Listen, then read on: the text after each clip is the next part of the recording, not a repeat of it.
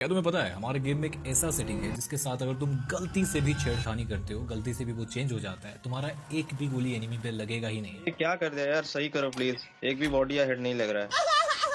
And एक ऐसा setting है जिसको ऑन कर लेने से तुम्हारा हाई पिंग का इशू एकदम से खत्म हो जाएगा, एकदम से 50-60 पिंग रहेगा। तो आज के इस वीडियो में मैं आपको फ्री फायर का A to Z सेटिंग बताने वाला हूँ एंड कौन सी सेटिंग आपको रखने से आपको सबसे ज्यादा फायदा मिलेगा वो भी बताने वाला हूँ। करते हैं इन मैच सेटिंग का कंट्रोल सेटिंग से। इसमें तुम्हें सबसे पहले देखने को मिलता है एम प्रिसाइजर, जिसको गलती से भी डिफॉल्ट से फुल कंट्रोल मत करना, नहीं तो यार हवा में गोली चलाते रह जाओगे, एक भी गोली बंदे को लगेगा ही नहीं। इसको डिफॉल्ट में ही रहने दो। नेक्स्ट आता है लेफ्ट फायर बटन। मेरा मानो तो यार इसको ऑलवेज पे रखो, जिससे लेफ्ट साइड पर ऑलवेज एक फायर बटन रहेगा, क्योंकि यार कभी कभार बहुत काम में आता है। Then hold fire to scope को आपको ऑन रखना है। इसको ऑन रखने पर स्नाइपर चलाने के टाइम फायर बटन को दबा के रखने पर आपका स्कोप खुल जाता है, देन फायर बटन को छोड़ने पर गोली चल जाता है। इसको ऑन ही रखना। नेक्स्ट क्विक वेपन स्विच को ऑन रखने पर कुछ ऐसा एक बटन आ जाता है जिसका यूज करके आप बहुत फास्टली अपना गन को स्विच कर पाओगे। इससे आप बहुत स्मूथली वन टैप मार सकते हो एंड जितने भी फ्री स्टाइल हेडशॉट मारते हैं इसी का यूज करते हैं। नेक्स्ट क्विक रिलोड को आपको ऑफ रखना है, नहीं तो यार देखो रिलोड करने के लिए एक अलग सा बटन आ जाता है जो कि फालतू में आपका स्क्रीन को फुल करेगा।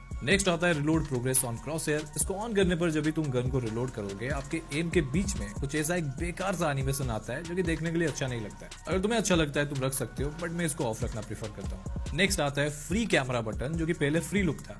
इसको आपको ऑन रखना है, जिससे आप देखो गाड़ी चलाने के टाइम आगे पीछे चारों तरफ देख सकते हो, भागते टाइम अपने आसपास में बंदे हैं या फिर नहीं देख सकते हो, या फिर पैराशूट से उतरने के टाइम इसका यूज करके पीछे घूम कर देख सकते हो आपके साथ में कितने बंदे उतर रहे हैं। एक बढ़िया सेटिंग है, इसको ऑन ही रखना। देन ऑटो स्विच गन को आपको ऑन रखना है, जिससे देखो होगा ये, अगर आपके पास 2 गन है एंड एक गन से गोली खत्म हो गया, तुरंत आपके हाथ में दूसरा गन आ जाएगा, जिससे आप आसानी से बंदे को मार पाओगे। देन आता है ग्रेनेड स्लॉट, जिसको आप सिंगल से डबल स्लॉट करने पर आपका ग्रेनेड के लिए एक और सेपरेट बटन आ जाता है। जो बंदे ज्यादा ग्रेनेड यूज करते हो वो लोग सेटिंग को डबल स्लॉट करके रख सकते हो। देन उसके ठीक नीचे आता है ग्लू वॉल स्मार्ट थ्रो का ऑप्शन, जिसको ऑन करने से ग्लू वॉल का एक सेपरेट बटन हो जाता है, जिससे ग्लू वॉल बहुत फास्टली लगता है। देन आता है परमानेंट ग्लू वॉल बटन। इसको गलती से भी ऑन मत करना, नहीं तो जब भी आपके पास ग्लू वॉल नहीं भी होगा ना, तो भी ये शो करेगा कि 0 ग्लू वॉल है, जिससे आप कंफ्यूज होकर एनिमी के सामने मर सकते हो।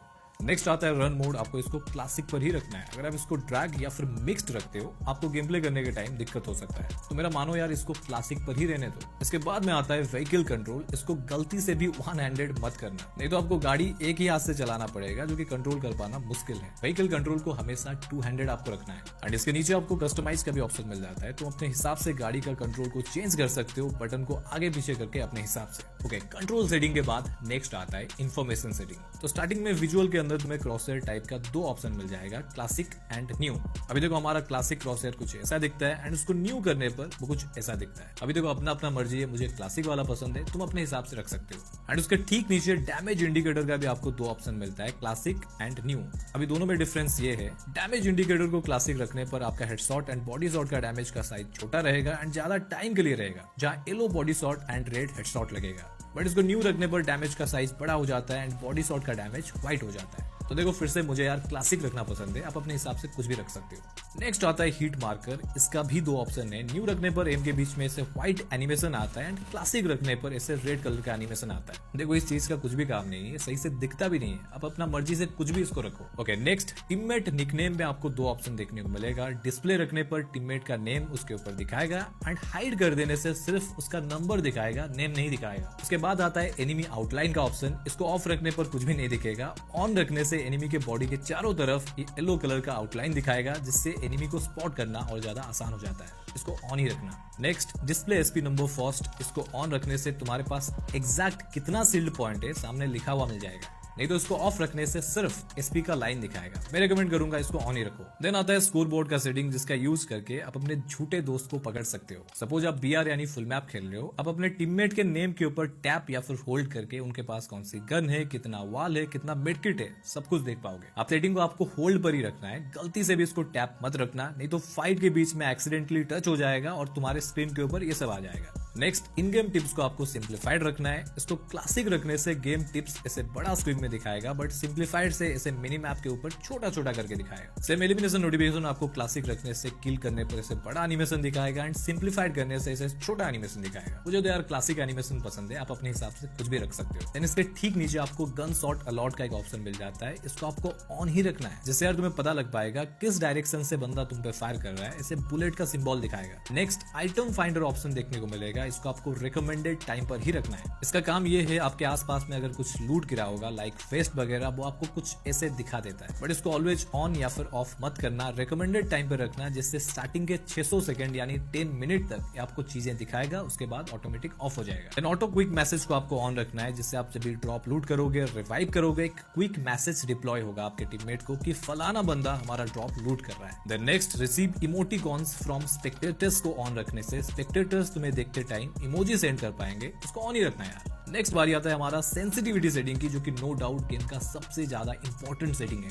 इसके बारे में इस वीडियो में बात नहीं करेंगे क्योंकि खुद में एक बहुत बड़ा टॉपिक है, जिसके ऊपर मैं एक डेडिकेटेड वीडियो लाने वाला हूँ। इस वीडियो में अगर आप 30 के लाइक कंप्लीट कर देते हो तो नेक्स्ट वीडियो सेंसिटिविटी पर ही आएगा। देन उसके बाद आता है ऑटो पिकअप का सेटिंग। इसमें आपको सारे सेटिंग को ऑन रखना है, एंड सबसे इंपॉर्टेंट, ठीक नीचे ऑटो पिकअप स्पीड का ऑप्शन होगा, उसको ध्यान से याद करके फास्ट पर ही रखना है, जिससे तुम्हारा लूट बाकी बंदों से बहुत फास्टली होगा। देन उसके बाद आता है वाइब्रेशन का ऑप्शन, जो कि उतना इंपॉर्टेंट है नहीं। मैं रेकमेंड करूंगा सारे सेटिंग को ऑफ रखो, जिससे फोन पे तुम्हारा कम लोड पड़ेगा एंड गेम स्मूथली चलेगा। ओके, इन मैच के बाद नेक्स्ट सेक्शन आता है डिस्प्ले का, एंड यहाँ पर बंदे सबसे ज्यादा गलती करते हैं, जिसकी वजह से उनका फोन लैग होता है, हीट होता है, एंड वो सही से गेम खेल ही नहीं पाते। देखो यहाँ पर आपको ग्राफिक्स सेटिंग पर 4 ऑप्शन देखने को मिलता है, smooth, standard, ultra and max.